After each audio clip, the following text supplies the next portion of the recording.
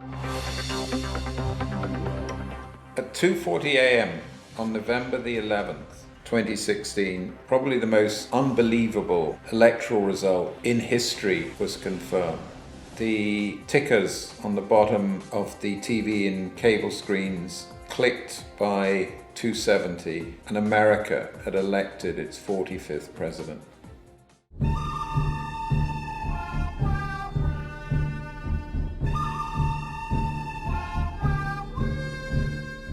What had happened was a remarkable achievement of what's at the core of marketing and what's at the core of politics, which was a remarkable achievement of persuasion. Now, the thing about persuasion is there's actually two types of persuasion. One type of persuasion is about stringing together a set of facts based on a set of assumptions in a logical sequence. And the assumption is that once you've articulated the logic, that people will be persuaded. But there's another type of persuasion, and that type of persuasion works with engagement. It connects with people's emotions and it moves them from one place to another. And if the emotional transformation is one that they want to feel, they're going to be completely committed and persuaded. So let's call the first type, the logical type of persuasion, blue rhetoric, and let's call the second, less familiar, red rhetoric. And given that it's not understood very well, what I think is worthwhile is to look at how this red rhetoric works. And the way it works is it is built on a deep intuitive understanding of the foundational stories, the myths and legends of a culture.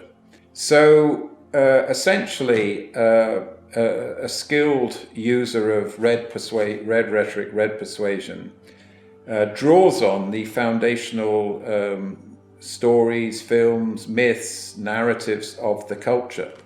I'd like to suggest that the 45th president actually drew on a number of these foundational myths. And there are three primary ones he drew on. One that was extremely familiar in American culture, and you could argue that it's the foundational myth, and it's the cowboy film. The essential structure is a homesteader or a town, small town, in a remote area is in trouble. And it's in trouble because there are forces that threaten the homesteaders or the community. And those forces are beyond the capability of the homesteaders to address. And what happens is, into town comes, on a horse, a strong man. And that strong man does whatever needs to be done. And when you look at who the strong man is, inevitably the strong man is a flawed hero.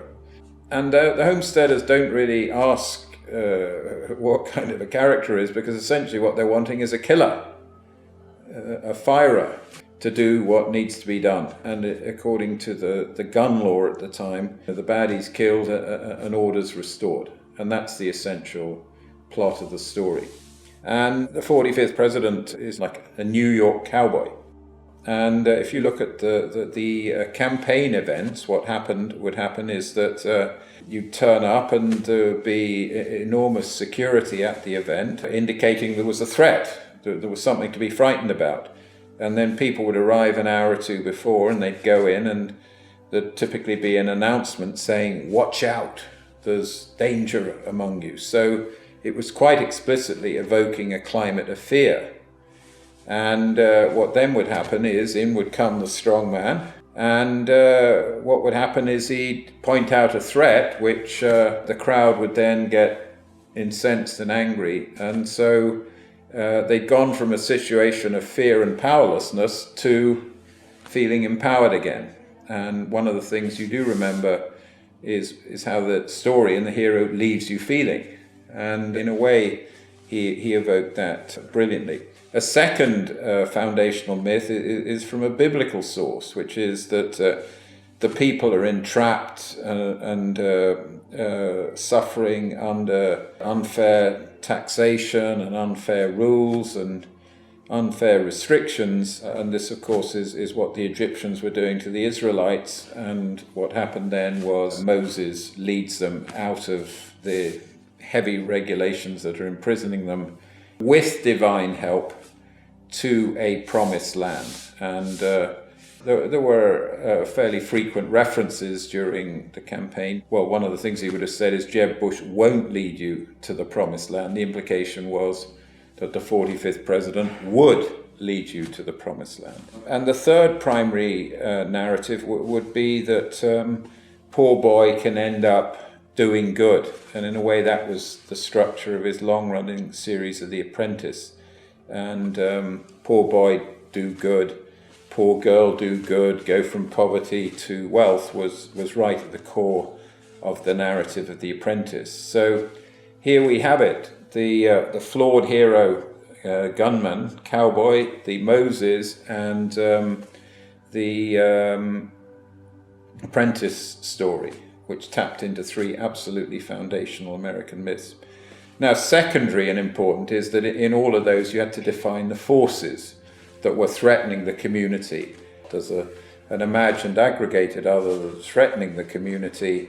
The threat is beyond the capability of the community, needs strongman to come in and rescue them through taking decisive action, shooting, killing the threat. In a way, the 45th president is the strong man. And the fact that he's flawed, in the context of the threat, the homesteaders do not care. Now, in another context, they might, but in the context of the threat, they don't. I don't think this is a job for the Rangers, Buck. Nor for the Army, sir. It is, I think, going to be a very harsh and unpleasant kind of business. And will, I think, require an extremely harsh and unpleasant kind of man to see to it. Now, what did Hillary do in relation to this? To be honest, in relation to red rhetoric, she didn't really use it. Nothing in her experience prepared her for what was happening. Because what was happening was a red rhetoric attack, and she was trying to deal with blue rhetoric. And the point about it is, if you understand red rhetoric and how it works, you can't change feelings with facts. And people feel before they think. So trying to confront red rhetoric with blue is completely ineffective. And that's what neuroscience tells us. And what are the implications of this for marketeers? Well, essentially, to recognize there are two forms of rhetoric, red rhetoric and blue. And when you're dealing with a situation like in fast-moving consumer goods where people aren't giving a lot of attention, they're having to make a quick decision on a small amount of information, they typically have recourse to symbols and metaphors and stories that help them simplify the complexity in front of them. And if you know what those symbols and stories and metaphors and myths are of the culture, and you draw on them, you can give people a kind of shorthand to make a red rhetoric decision if you can juxtapose what it is you're trying to sell to them, be it vote for me or buy my product or buy my service. You can very effectively, in a way, engage with them through red rhetoric. When you're campaigning, you primarily need red rhetoric. When you're running a country, you primarily need blue. Now, it's handy to have both, but in a way, the 45th president, I would argue, was just a superb practitioner of a form of red rhetoric that drew, as we've seen, on many of the foundational myths, whereas his opponent was playing blue rhetoric trying to counter red rhetoric with blue, and she didn't realize you can't change feelings with facts. So for those people who'd been engaged through the campaign rhetoric and the campaign events, they were devoted to the hero, the strong man. They loved it, and they still do, because in a way, that the way he's governed subsequently, he's essentially stayed completely consistent with narrative logic, with the logic of red rhetoric. I have visited the laid-off factory workers and the communities crushed by our horrible and unfair trade deals. These are the forgotten men and women of our country, and they are forgotten, but they're not going to be forgotten long.